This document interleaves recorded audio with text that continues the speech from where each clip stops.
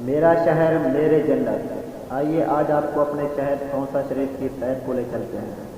اس نام کی وجہ تسمیہ دستیاب معلومات کے مطابق آج سے 400 سال پہلے جب یہ علاقہ آباد ہوا اور یہاں پانی کی قلت تھی، اس حوالے سے اس جگہ کا نام تسمیہ مطلب پیاسا پڑ گیا۔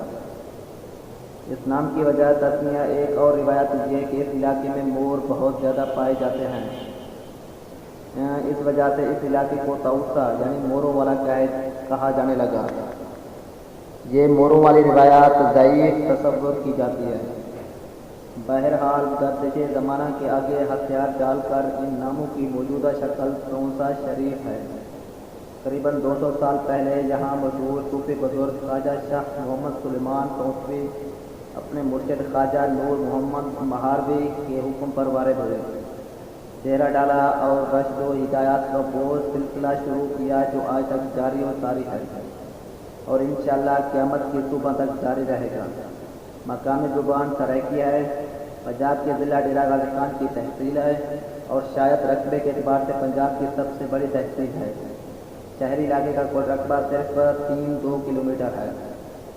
یہ شہر کوہ سلیمان کی ایک پہاڑی ندی سے ہے جسے مقامی زبان میں سنگڑ کہا جاتا ہے کہ شمالی کنارے پر آباد ہے اور پاکستان کے رقبے کے لحاظ سے وسط بستی کریم والا سے تقریباً 20 کلومیٹر کے فاصلے پر واقع یہ شہر پنجاب سے خیبر پختونخوا جاتے ہوئے شاید اس پٹی کا آخری مقبول شہری علاقہ ہے۔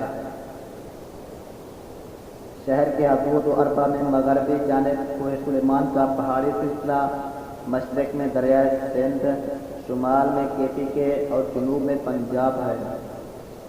اگر آپ شہر کی جنوبی سائڈ سے رات کے وقت سفر کر کے آ رہے ہیں اور سنگڑ ندی میں پانی بھی موجود ہے تو آپ کو شہر کا بہت ہی پیارا سائڈ ویو ملے گا، جو شہر سے 5 کلومیٹر دور سے شہر کا سائڈ ویو شروع ہوتا ہے اور رات کے وقت ندی کے پانی کے اوپر شہر کی روشنیاں تیرتی دکھائی دیتی ہیں، اور اگر شفاف آسمان سے مہتاب اپنی مہتابیاں مطلب چاندنی بھی ندی کے پانی پہ جھاڑ رہے ہوں تو اور ہی پرکیف منظر بن جاتا ہے۔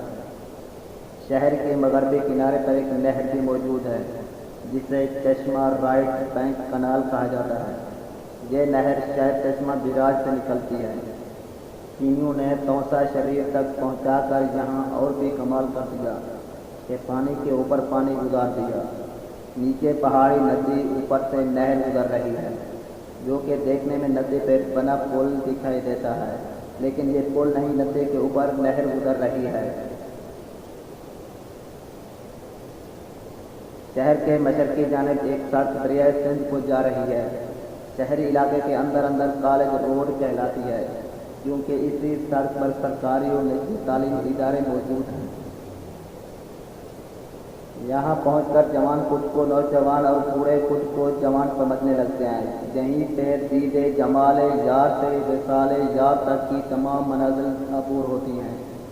پردہ نشینوں کی نظریں اٹھ کر جھکتی ہیں تو کبھی جھک کر اٹھتی دکھائی دیتی ہیں۔ کئیوں کے لیے ادا تو کسی کے لیے دعا کا کام کرتی ہیں۔ الغرض جوانیاں اور وجود زن تصویر کائنات میں اپنی پوری رہنائیوں کے ساتھ رنگ بھرتے دکھائی دیتے ہیں۔